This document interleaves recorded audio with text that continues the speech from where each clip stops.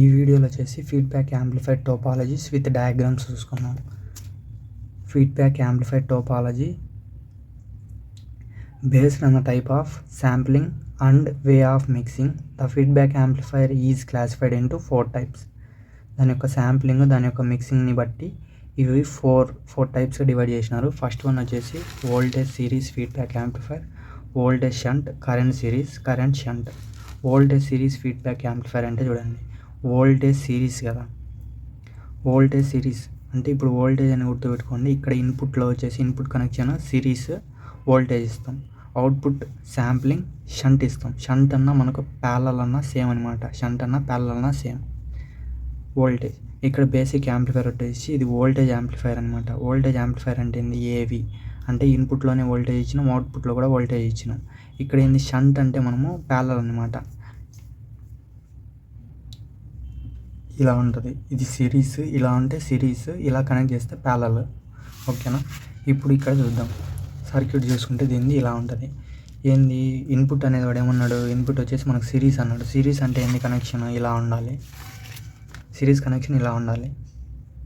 సిరీస్లో మాత్రమే ఇది సిరీస్లో ఉంటుంది. వోల్టేజ్ ఈ రెసిస్టెన్స్ అనేది సిరీస్లో ఉంటాయి. చూడండి, వోల్టేజ్ రెసిస్టెన్స్ నేను చెప్పినా కదా ఇలా ఉండాలి అని.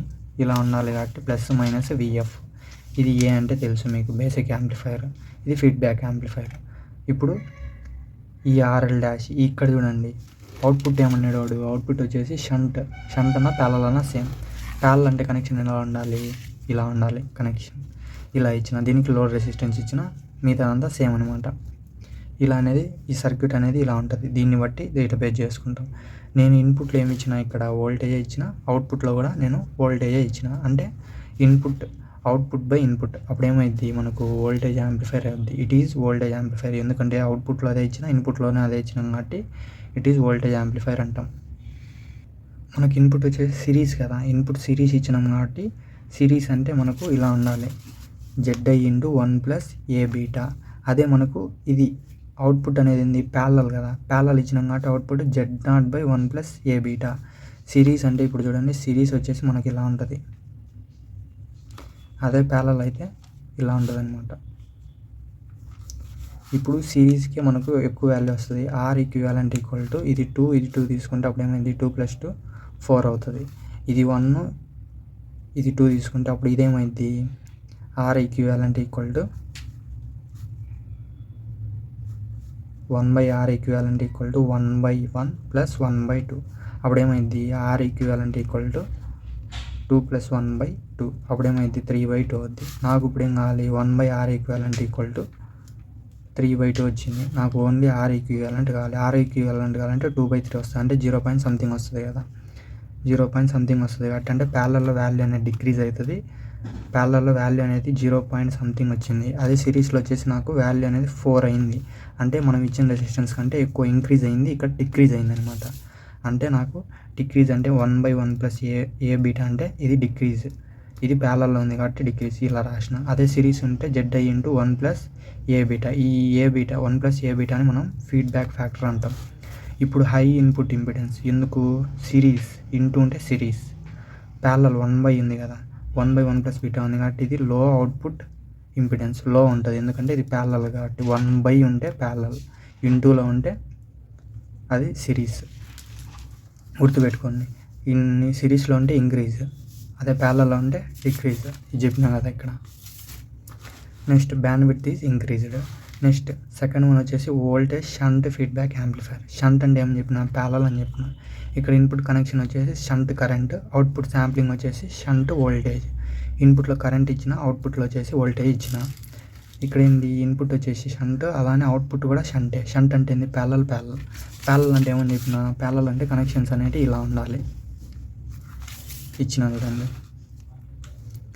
RS VS same, parallel connection అనేది ఇచ్చిన. ఇన్పుట్లో ఏమన్నాడు, కరెంట్ అన్నాడు కాబట్టి IF. అలానే అవుట్పుట్లో ఏమన్నాడు వాడు, వోల్టేజ్ అన్నాడు కాబట్టి V0. ఇది అవుట్పుట్ సైడ్, ఇది ఇన్పుట్ సైడ్ ఇచ్చేసిన. అప్పుడేమైంది నాకు, ఇన్పుట్లో వచ్చేసి కరెంట్, అవుట్పుట్, ఇన్పుట్లో వచ్చేసి కరెంట్, అవుట్పుట్లో వచ్చేసి వోల్టేజ్. నాకు ట్రాన్స్ఫర్ ఫంక్షన్ కావాలంటే అప్పుడేమైంది, అవుట్పుట్ బై ఇన్పుట్. అవుట్పుట్ వచ్చేసి V/I. అంటే V/I అంటే ఏంది? R ఈక్వల్ టు V/I కదా మనకు. అంటే ట్రాన్స్ రెసిస్టెన్స్ అంటాం. Trans resistance amplifier. It is trans resistance amplifier. Resistance కదా R అనేది. ఇప్పుడు ప్యారలల్లో ఉంది. ప్యారలల్లో ఉంటే ఏమని చెప్పినా 1 రావాలి. Z0/ZI/1 plus A plus beta. Z0F equal to Z0/1 plus A beta. రెండు ప్యారలల్లోనే ఉన్నాయి కదా. రెండు ప్యారలల్లోనే ఉన్నాయి చూడండి. అందుకు బై రాసిన. ఇప్పుడు ఏమైంది? రెండు ప్యారలల్లో ఉంటే చూద్దాం. లో ఇన్పుట్ ఇంపిడెన్స్ ప్యారలల్లో 1 ఉంది కాబట్టి లో ఇన్పుట్ ఇంపిడెన్స్. ఇక్కడ చెప్పినా కదా ప్యారలల్లో ఉంటే ఇక్కడేమైంది 0 పాయింట్ సంథింగ్ వచ్చింది కదా. అలానే సేమ్ ఇక్కడ కూడా లో output impedance. Next convert input current to the output current. ఇది ఓకే. ఇలా అయిపోయింది. Next third one current series feedback amplifier. సిరీస్లో ఉంది కరెంట్ అనేది. సిరీస్లో ఉంది. ఇన్పుట్ కనెక్షన్ వచ్చేసి సిరీస్ వోల్టేజ్ ఇచ్చిన, అదే అవుట్పుట్ శాంప్లింగ్ సిరీస్ కరెంట్ ఇచ్చిన. బేసిక్ యాంప్లిఫైర్ వచ్చేసి ట్రాన్స్ కండక్టెన్స్. ఇది ట్రాన్స్ కండక్టెన్స్ అని ఎందుకన్నామో చెప్తా. ఫస్ట్ సిరీస్ అంటే ఏంది? ఇలా ఉండాలి కనెక్షన్. ఇన్పుట్ సిరీస్ ఇచ్చిన. సిరీస్ అంటే మనకు RS అనేది ఇక్కడ వస్తుంది రెసిస్టెన్స్. అదే ప్యారలల్ అయితే ఇక్కడ వస్తుంది. ఇలా వస్తుంది అనమాట. నెక్స్ట్ అవుట్పుట్ అనేది ఏమన్నాడు? సిరీస్ అన్నాడు. అవుట్పుట్ కూడా సిరీస్ అన్నాడు. అవుట్పుట్ సిరీస్ అంటే ఇలానే రావాలి. ఇలానే వచ్చింది చూడండి. ఇక్కడ వోల్టేజ్ అన్నాడు. ఇన్పుట్ వోల్టేజ్ అన్నాడు కాబట్టి VF ఇచ్చిన. అలానే అవుట్పుట్ ఏమన్నాడు? కరెంట్ అన్నాడు కాబట్టి I0 ఇచ్చిన. ఓకేనా? ఇది A బీటా అనేది కామన్ ప్రతి దాంతో. లోడ్ రెసిస్టెన్స్ కూడా కామన్. ఇప్పుడు రెండు సిరీస్ కాబట్టి సిరీస్ అని అంటే మనం ఏం చేయాలి? ఇంటూ చేయాలి. సిరీస్ అంటే మల్టిప్లికేషన్ చేయాలి. ఇక్కడ చేసినాం కదా. సిరీస్ అంటే మనం multiplication. ZIF equal to ZI into 1 plus A beta. ఇక్కడ కూడా అవుట్పుట్ కూడా సిరీస్లోనే ఉంది కాబట్టి Z0F equal to Z0 into 1 plus A beta. Z అంటే ఏంది? ఇంపిడెన్స్ అనమాట. ఇప్పుడు ఇక్కడ అవుట్పుట్లో ఏంది? ఇన్పుట్లో వచ్చేసి నేనేమి ఇచ్చిన? ఇన్పుట్ వచ్చేసి వోల్టేజ్, అవుట్పుట్ వచ్చేసి దాన్ని ఇక్కడ ఇన్పుట్ వచ్చేసి వోల్టేజ్, అవుట్పుట్ వచ్చేసి కరెంట్. నాకేం కావాలి? ఇప్పుడు ట్రాన్స్ఫార్మ్ ఈక్వేషన్ కావాలి. Output by input. అవుట్పుట్ వచ్చేసింది I/V. అంటే నార్మల్గా అయితే V/I అంటే మనకు రెసిస్టెన్స్. అలానే ఇప్పుడు ఏంది? I/V అంటే ఏంది? మనకు కండక్టెన్స్ అంటాం అనమాట. GMతో యూజ్ చేస్తాం కండక్టెన్స్. దీన్నే మనం ట్రాన్స్ కండక్టెన్స్ యాంప్లిఫైర్ అంటాం. ఎందుకంటే output by input transfer function వచ్చేసి మనకు కరెంట్ బై వోల్టేజ్ ఉంది కాబట్టి మనం ట్రాన్స్ కండక్టెన్స్ అంటాం. ఇప్పుడు ఈ రెండు సిరీస్లో ఉన్నాయి కాబట్టి ఇంటూల్ చేసినాం. సిరీస్లో ఉంటే నేనేమని చెప్పిన? దీని ప్రకారం ఇంక్రీజ్ అయింది కదా 4. అంటే high input impedance, high output impedance. ఈ ఇంపిడెన్స్ అనేది జాగ్రత్తలు ఎందుకు పెడతామంటే ఈ Z అంటేనే మనకి ఇంపిడెన్స్ అనమాట. Convert input voltage to the output voltage. Next shunt feedback amplifier. Input connection ఏమి ఇచ్చినా? కరెంట్ ఇచ్చిన. అవుట్పుట్ శాంప్లింగ్ వచ్చేసి కరెంట్ ఇచ్చిన. బేసిక్ యాంప్లిఫైర్ వచ్చేసి కరెంట్ యాంప్లిఫైర్ AA అనేది ఇచ్చిన. ఇప్పుడు ఏంది? షంట్. ఇన్పుట్ షంట్ అంటే ప్యారలల్ అని చెప్పిన. ప్యారలల్ అంటే ఏంది? ప్యారలల్ అంటే ఇలా ఇవ్వాలి కనెక్షన్ ఇచ్చిన. నెక్స్ట్ సిరీస్ వచ్చేసి కరెంట్. సిరీస్ అంటే ఇలా ఇవ్వాలి కదా. ఇలా ఇచ్చిన చూడండి. ఇక్కడ రెసిస్టెన్స్ ఇవన్నీ సేమ్ అనమాట. ఇన్పుట్లో ఏమన్నాడు? కరెంట్ అన్నాడు. అవుట్పుట్లో కూడా కరెంట్ అన్నాడు. ఇన్పుట్లో IF ఇచ్చిన, అవుట్పుట్లో I0 ఇచ్చిన. అంటే current by current, input current by output current. అప్పుడు ఏమైంది? AA అవుతుంది అనమాట. అంటే ఇది వచ్చేసి కరెంట్ యాంప్లిఫైర్ అంటాం. దీన్ని మనం కరెంట్ యాంప్లిఫైర్ అంటాం. ఇన్పుట్లో ఏమి ఇచ్చిన? నేను ప్యారలల్లో ఇచ్చిన కదా. ప్యారలల్ అంటే ఏంది? 1/1 ప్లస్ A బీటా అని రావాలి. ZI/1/1 ప్లస్ రావాలి. 1 రావాలి ప్యారలల్ అయితే.